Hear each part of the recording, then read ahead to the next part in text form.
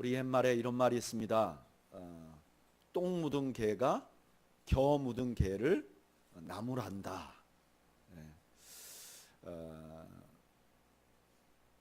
사실 그 똥이라는 것은 굉장히 부정하고 더러운 것이죠. 그런데 겨라는 것은 이 그 짐승들이 무슨 문제가 있습니까? 에어컨 춥다고 꺼버리시죠.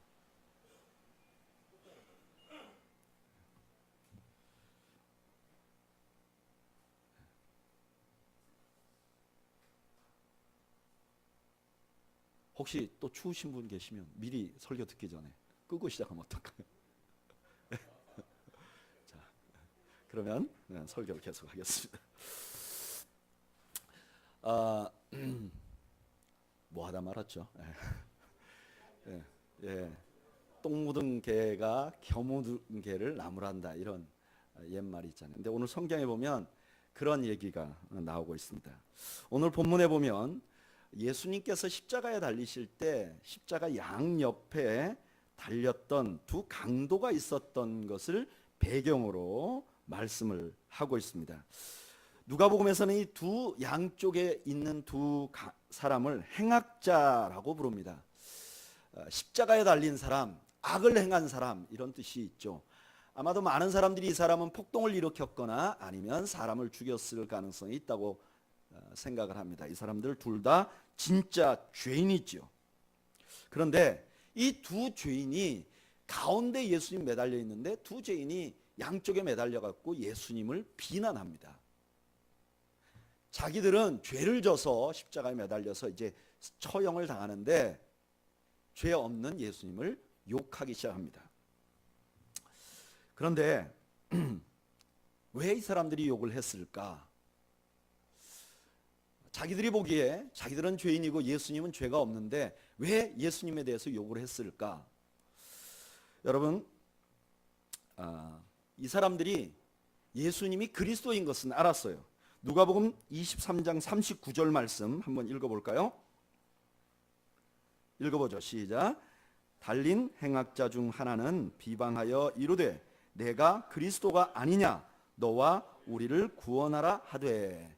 지금 그 예수님을 비난하면서 뭐라 그러냐면 네가 그리스도가 아니냐, 이렇게 말을 해요.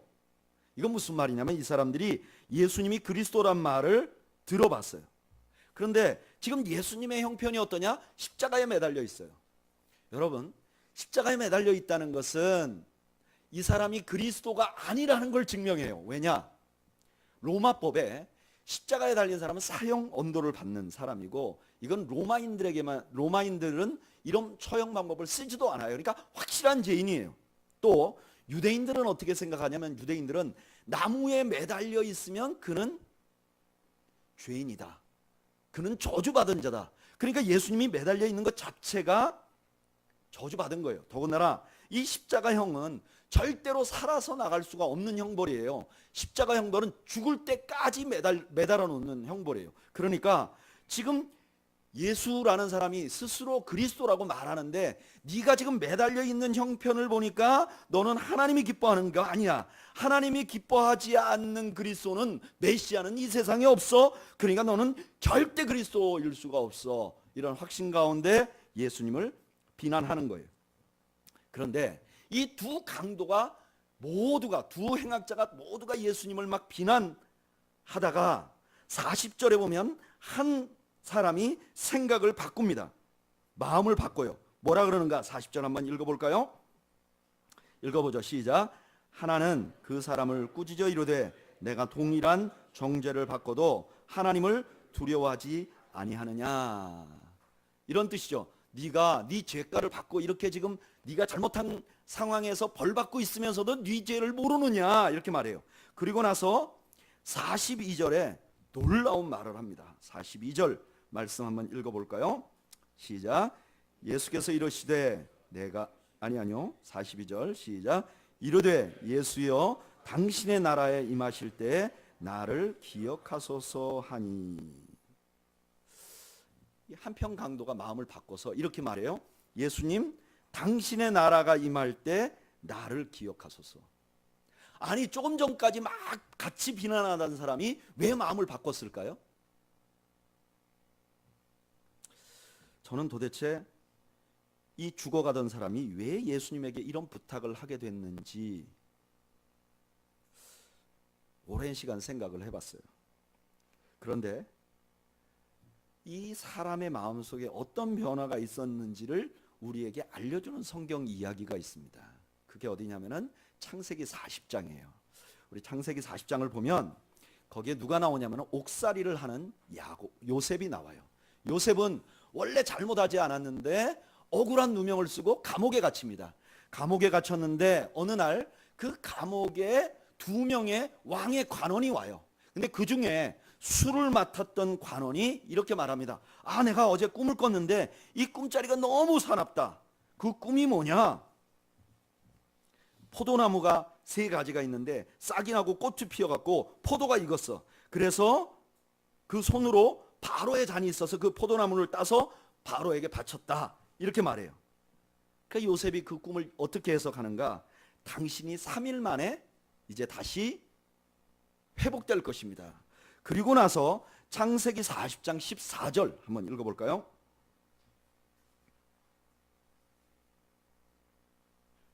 창세기 40장 14절.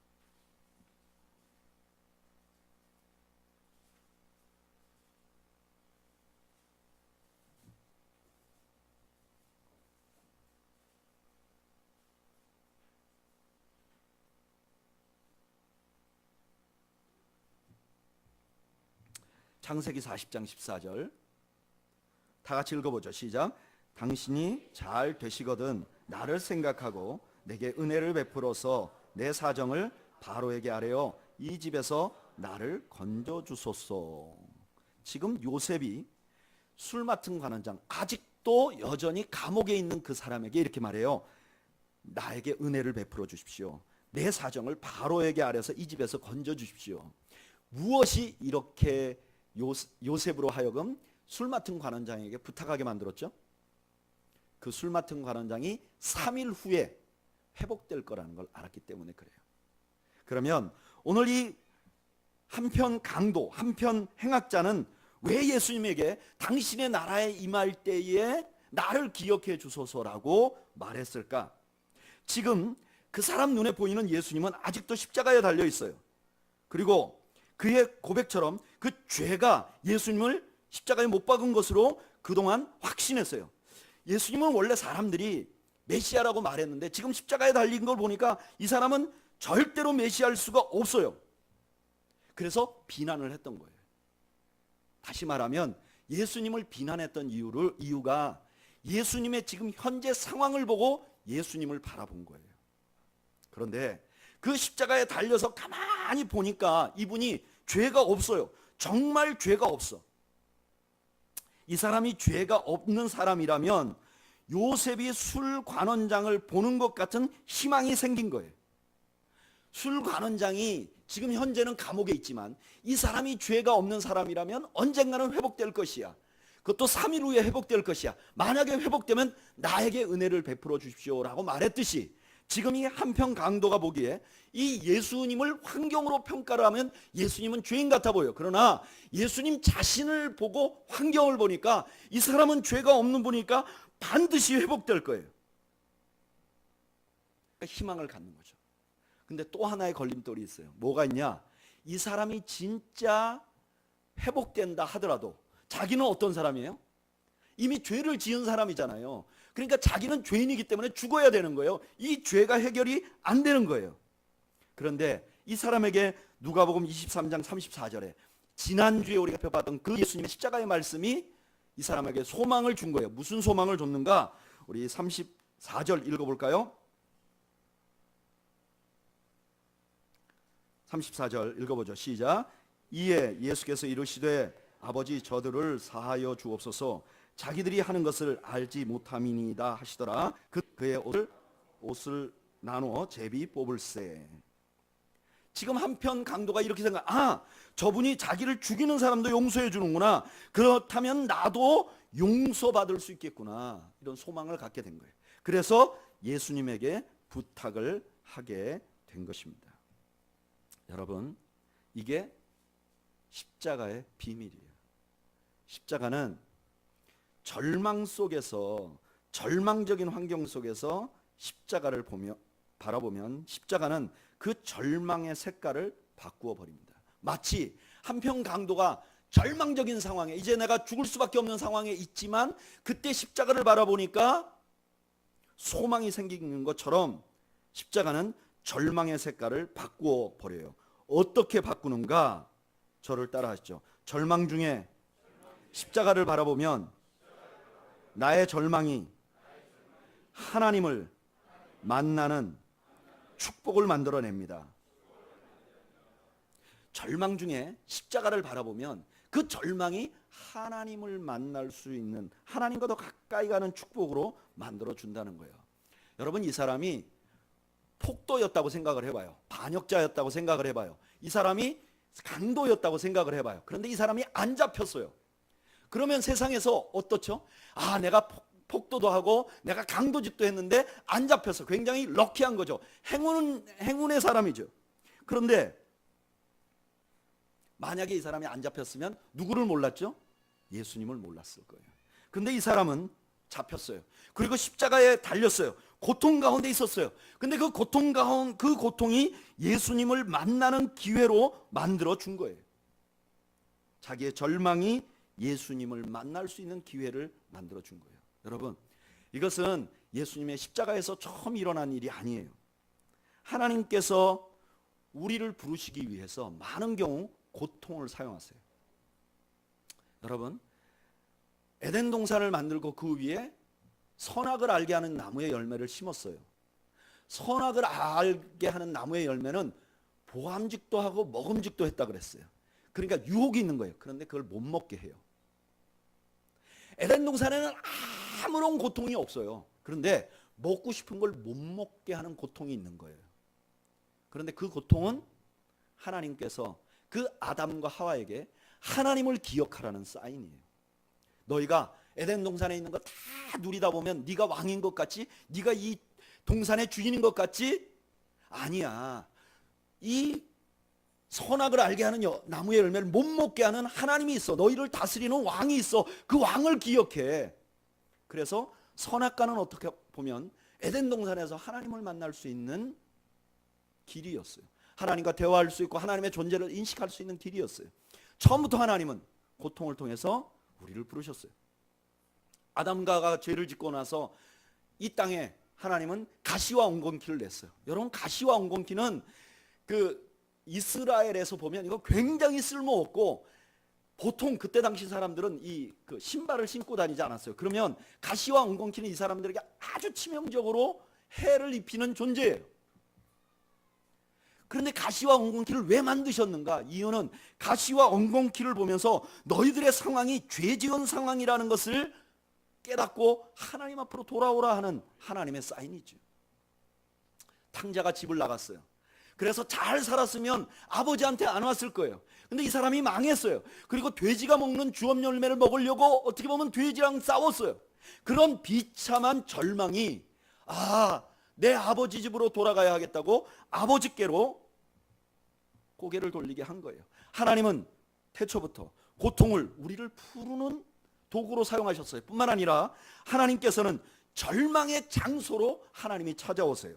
창세기 28장에 보면 야곱이 아버지 집에서 부유하게 살다가 형 장자권을 빼앗으려고 사기를 칩니다. 그리고 이게 들통이 나서 형이 죽이려고 하니까 자기 외삼촌 집으로 도망을 가요.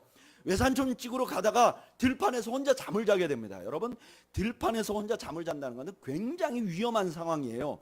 도둑도 많았고 들짐승들도 많은데 거기에 돌로 만든 베개를 베고 잠을 자고 있는데 그 위에 하늘로 사닥다리가 있고 천사들이 오리락 내리락 하는 것을 봅니다. 그리고 야곱이 뭐라 그러느냐? 창세기 28장 16절에 이렇게 말해요. 야곱이 잠이 깨어 이르되 여호와께서 과연 여기 계시거늘 내가 알지 못하였도다. 야곱이 이렇게 생각하는 거예요. 하나님이 여기 계셨구나. 하나님은요, 야곱을 만나기 위해서 그 야곱의 인생의 가장 절망적인 상황에서 기다리고 계셨던 거죠. 다니엘서 3장 25절에 보면 다니엘의 세 친구들이 왕의 명령을 어기고 우상숭배를 하지 않습니다. 이것 때문에 다니엘의 세 친구가 풀무불에 던져지게 됩니다. 풀무가 얼마나 셌든지 주변에 풀무에 그들을 던지려고 했던 사람이 다 불타 죽을 정도로 뜨거웠어요.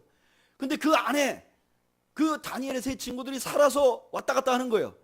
그 왔다 갔다 하는 것을 본 신하가 왕에게 이렇게 보고해요. 거기에 네 사람이 있습니다. 넷째는 신 같아 보였습니다.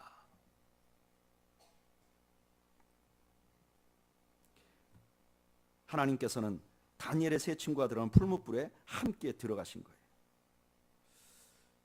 이것은 불같은 포로 생활을 하는 이스라엘 사람들에게 이런 희망을 주는 거예요. 너희들이 지금 포로로 잡혀와 살지 불같은 시련을 겪고 있지, 그때 하나님이 너에게 찾아오실 것이야.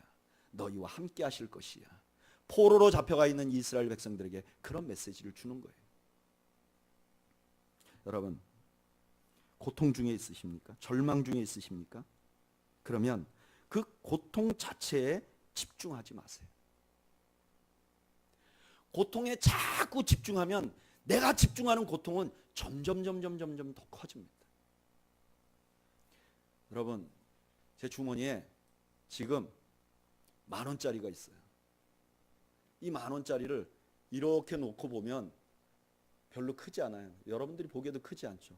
근데 제가 이렇게 하면 제 눈에는 10,000원짜리밖에 보이지 않아요. 얼마나 크게 보이는지 몰라요. 마찬가지로 우리가 고통 중에 고통을 집중하면 그 고통이 점점 커지고 마치 이 고통 때문에 내가 완전히 망가질 것 같은, 희망이 전혀 보이지 않는, 깜깜해져요.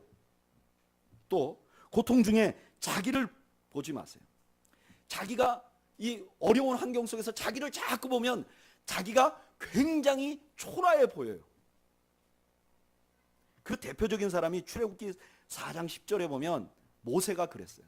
모세가요, 왕자로서 한번 자기 민족을 구해보려고 힘썼다가 쫓겨나서 광야에서 1년 2년도 아니고 40년간 돌아다녀요. 40세 남자와 80세의 남자는 이거 차원이 다릅니다. 완전히 절망했어요. 자기 모습을 보니까 매일 늙어가요. 하나님이 부르시니까 모세가 뭐라 그러냐면 이렇게 말해요. 내가 입이 뻣뻣합니다. 절망 가운데 있으면서 자기만 보니까 자기의 단점이 극대화되는 거예요.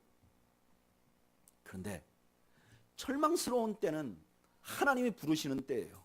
그때 십자가를 바라보면 우리는 그 앞에서 주님을 깊이 만나게 돼요. 여러분, 고통스러운 상황이나 절망스러운 상황이 있으면 십자가를 바라보세요. 십자가를 바라보는 게 무슨 의미가 있느냐? 아무 의미가 없어요. 나에게는 지금 이 절망이 건강으로부터 왔어. 근데 이 절망이 경제적인 것으로부터 왔어. 이 절망이 관계가 깨지는 것으로부터 왔어. 이것들이 해결돼야지 십자가만 바라본다고 되나요? 그렇게 생각하고 자꾸 그런 거를 바라보면 자꾸 절망하고 좌절하게 돼 있어요. 그러나 그때 십자가를 바라보면 아무런 소용이 없는 것 같은데 하나님을 만나게 되고, 하나님을 만나면 상황이 바뀌게 돼 있어요. 저는 이민 목회할 때 처음 담임 목회를 하면서 3년 동안 아주 너무 힘들었어요. 왜냐하면 그 3년 안에 교회를 건축했어요. 교회 예배당을 건축한다는 게 참 어렵더라고요. 물질적인 어려움도 있고요. 또 성도들이 그런 헌신의 위치에 딱 쓰니까 성도들이 막 다른 사람이 돼버리더라고요. 어떻게 그런 생각을 하지? 하는 생각을 해요. 어떻게 내가 하는 말을 그렇게 바꾸어서 생각할 수 있지? 그런 생각을 해요. 참 희한하더라고요. 그렇게 순한 사람들이 그렇게 싸나워지지? 참 희한하더라고요. 그러니까 이제 40 갓 된 사람이 작지도 않은 교회에 담임 목회를 하면서 나이 많으시고 유능한 분들이 저한테 어떻게 했으면 좋겠냐고 물어보지요. 저는 제대로 결정할 수 있는 능력이 없죠. 비슷비슷한 것 같아요. 그건 지금도 그런 것 같아요. 뭐가 좋을지 잘 몰라요. 항상 비슷비슷한 것 같아요. 그러니까 이걸 결정을 못하니까 늘 고민을 해요. 그러다 보니까 새벽 기도 시간이 길어지더라고요. 제가 그전에는 어떤 생각을 가졌냐면, 새벽 기도 하잖아요. 그러면 한 교회에 꼭 되게 오래 기도하는 사람이 있어요. 아니 저분이 가야 되는데 나도 가지, 문 잠그고. 근데 저분이 안 가서 그냥 저분이 언제 가나. 그런데요, 내가 막 고통스러우니까 새벽 기도 시간이 길어지더라고. 주님 앞에 할 말이 많아지더라고요. 하나님께 기도하게 되더라고요. 하나님께 기도하고 하나님께 매달리는 동안 저는 새벽 기도가 왜 귀중한지 알게 됐고, 또 그때 이 십자가 말씀을 알게 됐어요. 여러분, 고통이 오면, 절망이 오면 십자가를 바라보세요. 그러면 나도 모르는 사이에 주님과 가까워지는 은혜가 있을 줄로 믿습니다. 뿐만 아니라 하나님과 가까워지는 것으로 끝나는 것이 아니라 절망 중에 십자가를 바라보면 내가 낙원에 있게 돼요. 우리 43절 오늘 본문 다시 한번 읽어볼까요? 시작. 예수께서 이르시되 내가 진실로 내게 이르노니 오늘 내가 나와 함께 낙원에 있으리라 하시니라. 아멘. 예수님께서 이렇게 말해요. 내가 진실로 진실로. 이거는 예수님이 뭔가 강조할 때 그렇게 해요. 진실로 진실로. 그 다음에 이렇게 말해요. 오늘 내가 낙원에 있을 것이다. 여기에 낙원에 있을 것이다 하는 말은 미래형이에요. 그래서 저는 이렇게 생각했어요. 그날 저녁에 이 강도와 예수님이 다 이제 세상을 떠나니까 그날 저녁, 그 하루 날 그날 안에 둘 다 천국으로 가게 될 것이다. 그런 줄로 알았어요. 그런 말만 하는 줄 알았어요. 그런데 오늘 본문에 보면 조금 다른 의미가 있어요. 첫째로 여기 보니까 오늘이라는 말이 있어요. 오늘. 근데 이 오늘은 24시간, 밤이 되기 전 24시간을 말하지 않아요. 여기 오늘이라는 말은 헬라어에서 보통 지금이라는 의미를 가지고 있어요. 내가 오늘날 나와 함께한다. 그건 오늘 하루 함께한다는 게 아니라 지금이라는 의미가 있어요. 그러니까 예수님이 이렇게 말하는 거죠. 내가 진실로 진실로 지금 너가 나와 함께 낙원에 있을 것이다. 이렇게 말하는. 또 하나 여기 낙원이라는 말도 이게 그 원래 파라다이스라는 말이 이게 페르시아에서 온 말이에요. 원래 유대인들에게는 낙원이라는 말이 없었어요. 근데 페르시아에서 온 말인데 이 페르시아에서 온 그 낙원은 죽고 나서 가는 곳이 아니에요. 굉장히 현실적인 곳이에요. 그리고 성경에 이 낙원이라는 말이 욥기 빼놓고 2번 더 나오는데 그 중에 한 번이 사도 바울이 경험을 했는데 뭐라 그러냐면은 사도 바울이 고린도후서 12장 4절에 그가 낙원으로 이끌려가서 말로 표현할 수 없는 말을 들었으니 사람이 가히 이르지 못할 말이로다. 이건 사도 바울이 죽기 전에 낙원에 갔다 온 거예요. 그러니까 이 낙원이라는 것은 시간과 관계 있는 게 아니라 통치 영역과 관계가 있어요. 그래서 우린 여기서 십자가에 대해서 아주 중요한 몇 가지를 알게 돼요. 첫째는 십자가는 낙원에 대한 기본 개념을 달라지게 해요. 여러분, 페르시아 사람들은 낙원 그러면 동산을 생각했어요. 에덴 동산. 그래서 그 물이 사막이니까 물이 있잖아요. 물이 있고 거기에 도시가 있고 그 도시 안에 풀이 많으면 그걸 낙원이라고 생각했어요. 그래서 페르시아 사람들에게 낙원은 굉장히 물질적인 거였어요. 뭔가 내 필요가 다 곱돼 있으면 그것이 낙원이다 이렇게 생각했어요. 그런데 이슬람교 사람들에게는 낙원이 또 다른 개념이에요. 이슬람교 사람들에게는 느낌 좋은 거, 이게 낙원이에요. 제가 이슬람교 사람들은 천국을 어떻게 생각하는가, 그래서 인터넷 찾아보니까 천국에 대해서 이슬람교 사람들이 생각하는 걸 기록해 놓은 사이트가 있더라고요. 첫째, 천국에 가면 어떠냐? 지루함을 느끼지 않는데요. 이 사람들이 희한하죠. 지루한 거는 천국이 아니다 이랬습니다. 두 번째, 천국에 가면 거주자의 나이가 30세로 통일된대요. 30살. 여러분 30살 다 좋으세요? 저는 30살이 최전성기는 아니었던 것 같아요. 뭐 21살 이런데 30살에 하여튼 통일이 된대. 그 다음에 모든 종류의 나무와 과일이 있고, 그 다음에 천국에는 특별한 종류의 술이 있답니다. 머리 안 아픈, 깰 때 머리 안 아픈 술이 있다고 무슬림 사람들이 믿는 거예요. 그 다음에 천국에는 그 결혼 안 한 사람이 없대. 싱글이 없대. 심지어 그 이렇게 사람들 죽이는 지하드 운동을 해가지고 많은 사람을 죽이고 오잖아요. 알라를 위해서 많은 사람을 죽이고 자살 테러 폭탄을 치고 가면 천국에 가면 72명의 처녀를 소유하게 된다.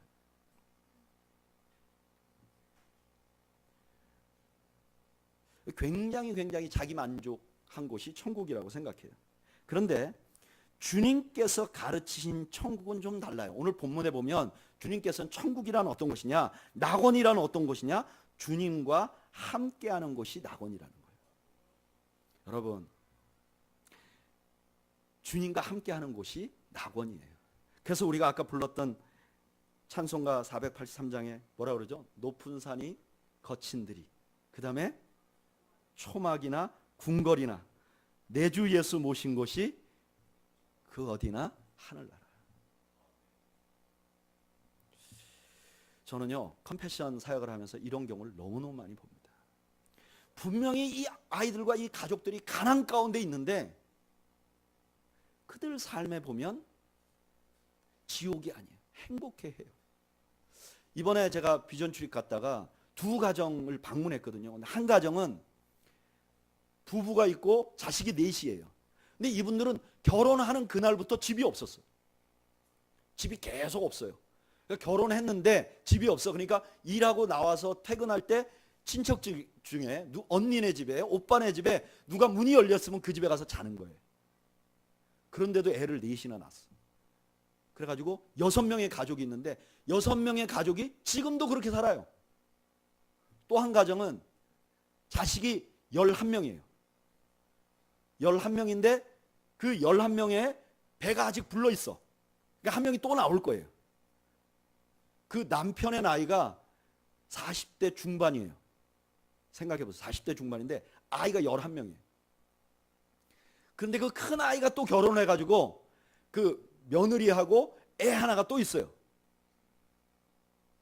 거기다가 둘째 아이는 결혼을 안 했는데 애를 하나 낳아가지고 며느리 될 애는 아직 결혼식을 안 올려서 친가에 있고 그 사람들이 낳은 애를 또 이 집에서 키워요.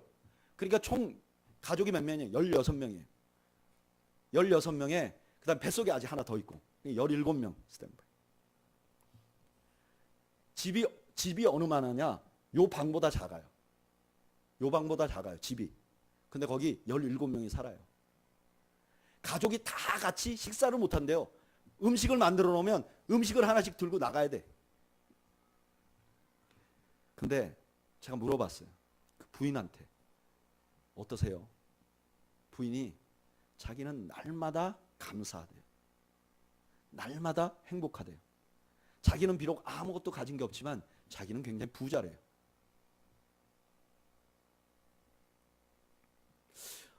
제가 그 분을 보면서 이런 생각이 들었어요. 아니 어째서 돈이 많은 사람들도 그렇게 부유하게 못 사는데 어째서 저 사람은 저렇게 가난한데 어째서 저 사람은 예수님 한 분 때문에 예수님이 도대체 뭐길래 예수님 한 분 때문에 저렇게 천국을 경험할 수 있을까? 저기가 그렇게 좋고 행복하다고 말할 수 있을까? 제가 이런 생각을 했어요. 저 사람들이 부자로 안 살아봐서 그렇지 부자로 살아봤으면 저거 되게 힘들었을 건데. 그런데 오늘 설교를 준비하면서 그게 아니라는 것을 알게 됐어요. 예수님이 강도에게 말했어요. 넌 낙원에 있을 거야. 나와 함께 낙원에 있을 거야. 너 지금부터 낙원을 경험하게 될 거야. 아니 십자가에 매달려 있는데 어떻게 해서 거기가 낙원이냐고요. 지금 이 사람은 꼴깍꼴깍 예수님하고 똑같이 극도의 고통을 겪는데 어째서 거기서 낙원을 누릴 수가 있냐고요. 그 대답을 사도 바울이 해줘요. 로마서 6장 6절 찾아볼까요?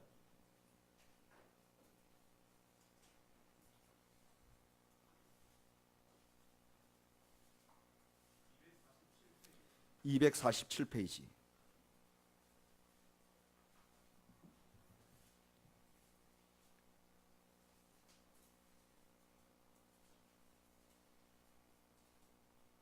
읽어보죠. 로마서 6장 6절. 너무나 중요한 말씀이에요. 어째서 우리가 예수님과 함께 있으면서 어째서 우리가 천국을 누리지 못하는지를 우리가 알 수 있는 말씀이기도 해요. 로마서 6장 6절 다 같이 읽어보겠습니다. 시작. 우리가 알거니와 우리의 옛 사람이 예수와 함께 십자가에 못 박힌 것은 죄의 몸이 죽어 다시는 우리가 죄에게 종노릇하지 아니하려 함이니 아멘. 저는 사도 바울이 이 말씀 분명히 한편 강도를 염두에 두고 한 말이라고 생각해요. 왜냐하면 뭐라 그러냐면 우리 옛사람이 예수와 함께 십자가에 못 박힌 것, 예수와 함께 십자가에 못 박힌 모델은 한편 강도밖에 없어요. 그런데 예수와 함께 십자가에 못 박히니까 어떤 결과가 생기느냐? 죄에게 종노릇하지 않게 된다는 거예요. 예수님과 함께하면 어떤 변화가 일어나느냐? 죄에게 종노릇하지 않게 된다는 거예요. 여기 죄에게 종노릇하지 않는다. 종노릇하지 않는다는 건 두 가지 의미가 있어요. 하나는 죄에게 끌려다니지 않는다. 두 번째는 죄에게 정죄당하지 않는다. 지금 이 한편 강도가 십자가에 달려 있으면서 제일 큰 문제가 뭐냐? 죄였어요. 자기의 죄가 이 사람을 십자가에 못 박았어요. 그런데 이 사람이 어째서 십자가에 여전히 못 박혀 있으면서도 천국을 누릴 수 있는가? 그 죄 문제가 해결됐기 때문에 그런 거예요. 마찬가지로 우리가 예수님을 믿으면 예수님과 함께 있게 돼요. 그런데 우리가 예수님과 함께 있으면서도 우리가 천국을 못 누리는 이유는 우리가 죄로부터 자유하게 됐고 죄에 끌려다니지 않을 수 있다는 사실을 모르기 때문에 그래요.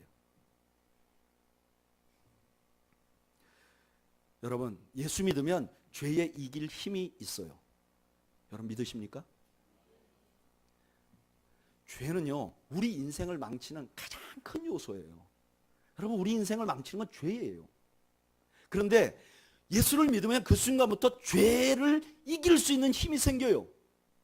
그런데 너무나 많은 그리스도인들이 예수를 믿으면서도 죄를 이기려고 안 해요. 죄의 유혹에 빠지든가 죄에게 끌려다녀요. 그리고 죄와 함께 살고 죄 짓는 것을 두려워하지 않고 사는 거예요. 그러니까 이런 사람들은 예수를 믿어도 왜 예수 믿는 사람이 천국에 사는지 이해를 못하는 거예요. 저는 여러분들이 죄를 이기는 여러분들이 되시기를 주님의 이름으로 축원드립니다. 제가 언젠가 한번 말씀드린 적이 있어요. 제가 중학교 1학년 들어갔을 때 이제 중학교 1학년쯤 되면 남자아이들은 여기에 콧수염이 거뭇거뭇하게 나기 시작해요. 이제 아기에서 좀 이제 소년이 돼가는 거죠. 제가 중학교 1학년 들어갔는데 짝을 나누잖아요. 다 남자애들이에요. 짝을 나눠서 딱 앉았는데 내 짝이 우리 전교에서 싸움을 제일 잘하는 애예요. 얘는 초등학교 때부터 싸움을 제일 잘했어. 근데 중학교 때도 싸움을 제일 잘하는 거예요. 근데 얘가 제 짝이 됐어요. 그래서 이걸 어떻게 하나. 근데 얘가 저를 너무 좋아하는 거예요. 난 너하고 짝이 돼서 너무 좋다는 거예요. 그래서 제가 걔하고 짝이 됐기 때문에 중학교 동안에 한 번도 누가 저를 건드린 적이 없어요. 그래서 아주 평화롭게 학교를 다닐 수 있어요. 원래 남자아이들은 중학교 1학년, 고등학교 1학년 때 많이 싸우거든요. 근데 저는 그 무풍지대에 있었어요. 근데 딱 하나, 이 친구가 제가 너무 좋다고 나에게 장난을 치는데 수염을 뽑는 거예요. 그 조금난 털 수염을 뽑는 거예요. 장난으로. 그게 그렇게 아프진 않아요. 그러나 안 아프지도 않아요. 이게 계속되는 거예요. 이게 계속되니까요, 학교 가기 싫은 거예요. 학교 가면 그놈이 또 이걸 뜯으려고 할 테고, 난 싫은데. 그러니까 학교가 지옥같이 되는 거예요. 학교 가기가 너무 싫어. 학교가 지옥이에요. 제가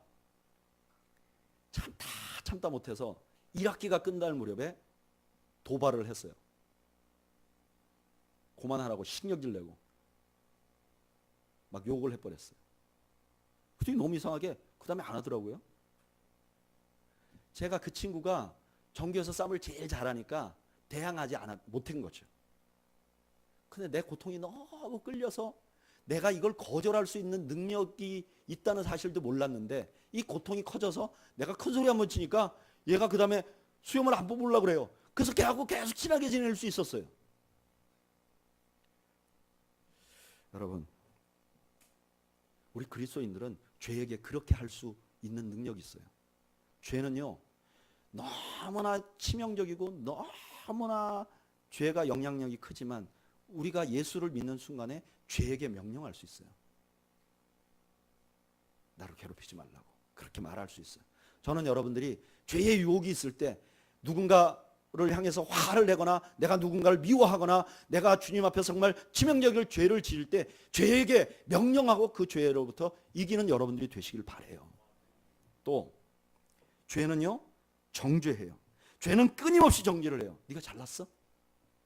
그러면요 우린 누구도 잘난 사람이 없어요. 심지어 이 죄가 어느 정도로 그 끈질기냐면은 종교개혁을 했던 마르틴 루터에게 찾아와서 그런 거예요. 야, 너 같은 것이 종교개혁을 한다고? 너를 생각해봐. 니까짓 게 무슨 종교개혁이야. 그 마르틴 루터도 위축됐어요.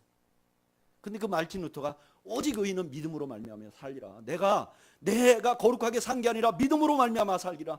그걸 회복하고 그 자기 마음에 있는 그 정죄하는 그 존재에게 내 죄가 저 건물 위에 벽 지붕 기와장만큼 많을지라도 나는 이 종교개혁을 해야 되겠다. 그리고 담대하게 나갔다는 거예요. 여러분 우리가 예수 그리스도를 믿고 예수 그리스도와 함께 십자가에 매달리면요 우린 더 이상 정죄당하지 않을 수 있어요. 믿으십니까? 누가 뭐라고 해도 그것 때문에 위축되지 마세요. 이렇게 죄로부터 자유해지면 그게 낙원을 경험할 수 있는 거예요. 세 번째, 십자가는요 낙원이 전적으로 은혜로 간다는 것을 알게 해줘요. 한번 생각해 보세요. 이 한평 강도 같은 사람이 어디 있어요? 근데 이 사람도 한 방에 용서받는 거예요. 어떤 분들은 또 이런 사람도 있어요. 이 한평 강도를 보면서 나도 예수를 너무 일찍 믿었다. 죽기 전에 딱 믿어서 이 한평 강도처럼 이렇게 구원을 받았으면 좋겠는데 이런 생각을 하는 사람도 있어요. 참 답답한 사람이죠. 이 한평 강도를 보면서는 어떤 생각을 가져야 하냐면은 구원이 전적으로 은혜구나. 이게 우리 노력으로 가는 게 아니구나. 여러분 믿음이라는 건 뭐냐면은 하나님의 은혜를 신뢰하는 거예요. 하나님의 은혜가 얼마나 크냐면은 나를 구원할 만큼 크다는 걸 신뢰하는 거예요. 성경은 뭐냐? 하나님의 은혜가 얼마나 큰지를 우리에게 알려주는 책이에요. 너무나 많은 사람들이 이렇게 생각해요. 구원은 내가 하나님을 얼마나 신뢰하느냐 믿음에 달려있다고 생각하는 거예요. 그러니까 내가 하나님을 잘 믿고 있으면 내가 하나님을 신뢰하는 내 마음이 하나님을 신뢰하는 마음이 가득하면 내가 구원받을 것 같고 내가 하나님을 신뢰하는 마음이 좀 주르면 내가 구원받지 못할 것 같다는 거예요. 근데 여러분 우리가 구원받는 건 내가 얼마나 큰 힘으로 하나님을 신뢰하느냐에 달려있는 게 아니에요. 하나님이 얼마나 큰 은혜를 가지고 있는지를 그냥 내가 믿는 거예요. 그래서 때때로 내가 의심이 있고 왔다 갔다 할지라도 내 구원이 떨어지지 않는 거예요. 왜냐하면 내 구원이라는 게 전적으로 어디 달려있냐? 하나님의 은혜에 달려있는 거예요. 오늘 우리는 교회 성도들 가운데 구원의 확신을 갖지 못한 분들은 구원의 확신에 관한 정확한 컨셉을 가져야 해요. 구원의 확신은 내가 얼마나 확신하는 데 달려있는 게 아니라 하나님의 은혜가 얼마나 큰지를 아는 거에 달려있음을 여러분 믿으시길 바라요. 그리고 십자가는 너무나 중요한 변화를 주는데 저를 따라 하시죠. 이거는 십자가는 모든 고통을 과정으로 만들어 줍니다. 여러분 예수님이 이렇게 말했어요. 한평 강도에게 내가 오늘 나와 함께 낙원에 있을 것이다. 이거는 지금부터 영원한 하나님 나라를 영원한 천국을 다 약속하는 거예요. 자, 이 한평 강도는 십자가에 매달려 있어요. 이 사람에게는 여기 매달려서 간신히 살아있는 동안이 사는 거예요. 그 다음에 여기 매달려서 끝나버리면 어떻게 되죠? 끝이에요. 이게 끝이에요. 그렇기 때문에 이 사람이 절망하는 거예요. 근데 예수님은 그 끝이라고 생각하는 그 사람에게 이렇게 말하는 거예요. 야, 십자가야, 너가 달려있는 십자가가 나와 함께 한다면 이거 끝이 아니야. 왜냐? 예수는 자신이 달린 십자가가 끝이 아니라는 걸 알고 있었어요. 마태복음 20장 19절에 이렇게 말해요. 이방인들에게 넘겨주어 그를 조롱하며 채찍질하며 십자가에 못 박게 할 것이나 제3일에 살아나리라. 예수님은 본인이 3일이야 살아난다는 걸 알았어요. 이 한평 강도가 자기와 하나가 되면 이 한평 강도의 삶도 거기서 끝나는 게 아니라 어떻게 돼요? 죽음으로 끝나는 게 아니라 이 지금 십자가는 하나의 과정이 되는 거예요.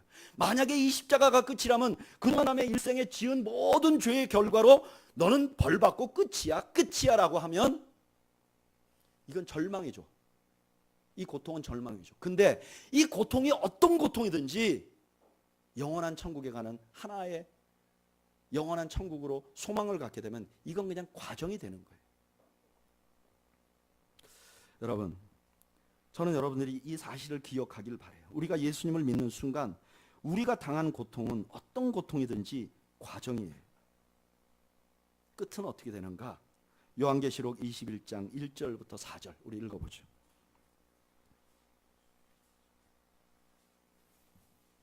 요한계시록 21장 1절부터 4절.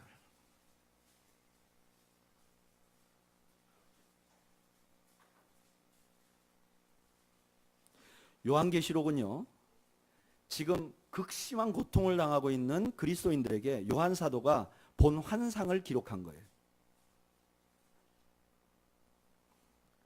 극심한 고통을 당하는 그 사람들에게 요한이 보여준 21장 마지막 부분이 어떻게 끝나는가 읽어보죠. 1절 시작.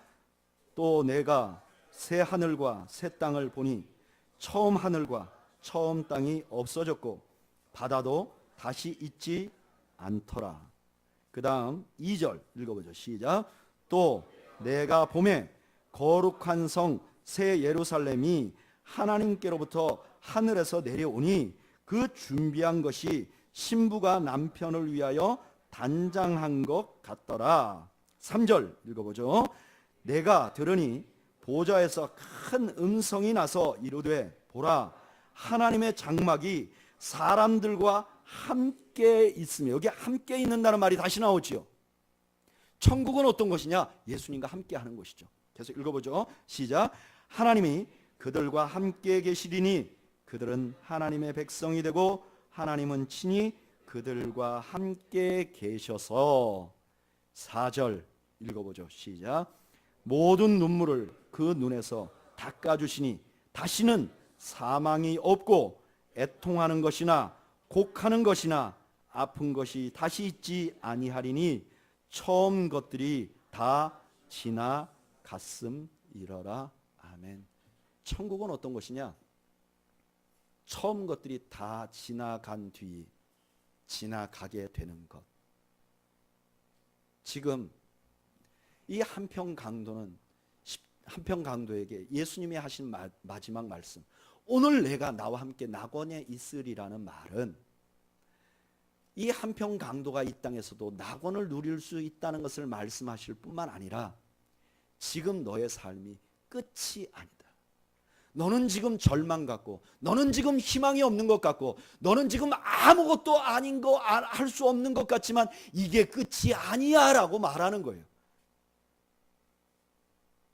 그리고 거의 1세기 후반에 예수님의 마지막 남은 제자 요한이 이렇게 말하는 거예요. 지금 예수 믿는 것 하나 때문에 극심한 고통을 당하고 이 땅에서 감옥에 갇히고 이 땅에서 헐벗은 많은 그리스도인들이 도대체 우리가 예수 믿을 이유가 무엇인가 라고, 그리고 절망을 하고 내가 예수 믿는데 왜 점점 안 되는가 이렇게 절망을 하는 사람들에게 이렇게 말하는 거예요. 다 지나가게 될 것이에요. 다 지나가게 될 것이에요. 그리고 어느 날 우리를 주님을 만나게 될 것이에요. 그들의 절망과 고통을 과정으로 만들어주는 거죠. 여러분, 우리가 삶을 살면서 참 숨이 콱콱 막히는 절망을 경험할 때가 많은 것 같아요.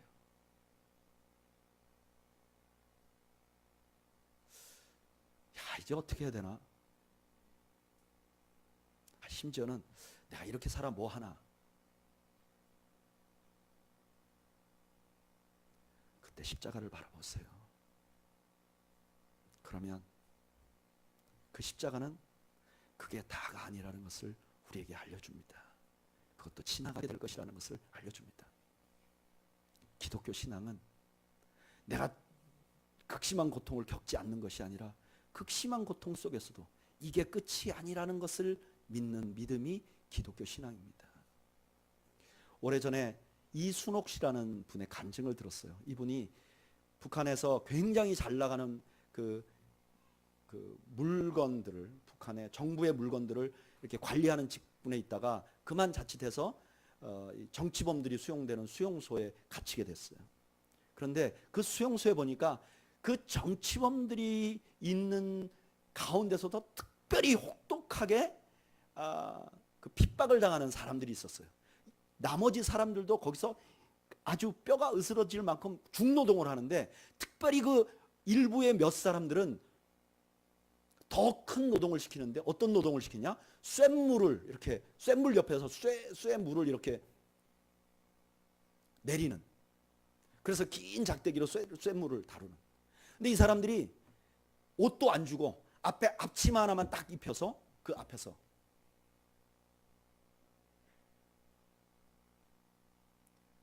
도대체 저분들이 무슨 죄를 졌을까? 무슨 죄를 졌길래 저 사람들은 저 일을 하는가? 어느 날 이분이 그 사람들이 무슨 죄를 저질렀는지 알게 됐어요. 갑자기 그 관리인이 거기 있는 사람들, 그 쇳물을 하던 사람들 몇 명을 불러다가 끌어안치고 사람들을 다 멀리 불러놓고 신문을 하는 거예요.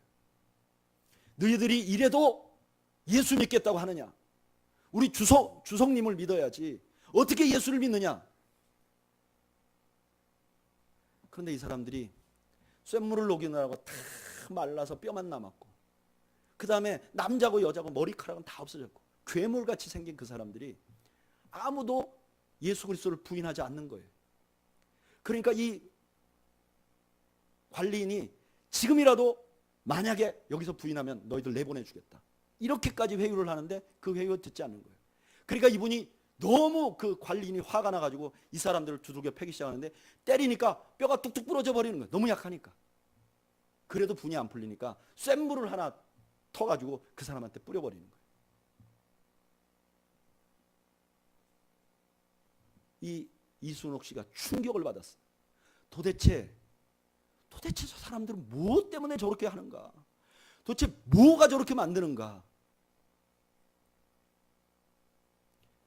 이분이 나중에 그것 때문에 충격을 받고 기독교 신앙을 갖게 되고, 거기서 나오자마자 다시 회복될 수 있는데 탈북을 해가지고 한국으로 와서 간증을 하시는 거예요. 저는 가끔 그 생각을 해봅니다. 지금도 북한에 예수 믿는 사람들이 있어요. 만약에 그 고통이 끝이라면 그 사람은 뭐하러 참아야 될까요? 뭐하러 견뎌야 될까요? 그런데 그 고통이 끝이 아니기에, 그것도 과정이기에 그들이 견뎌나가는 거죠. 여러분들이 지나는 어떤 고통도 결국은 지나가게 될 것이에요. 그리고 어느 날 여러분들 모두가 정말 주님과 함께 고통이 없고 영원한 하나님 나라에서 여러분들이 이 땅에서 누리는 아파하고 힘들었던 그 고통의 모든 눈물을 그곳에서 닦아준다고 말씀해요. 저는 우리 임범혁 집사님 디스크도 과정이라고 믿습니다. 저는 여러분들이 겪고 있는 경제적인 또 어떤 어려움도 저는 과정이라고 믿습니다. 우리 함께 이 과정 가운데서 믿음을 지키면서 잘 이겨 지금도 천국을 경험하고 영원한 천국을 누릴 수 있는 저와 여러분들이 되시기를 주님의 이름으로 축원드립니다. 한번 이 시간 기도할까요?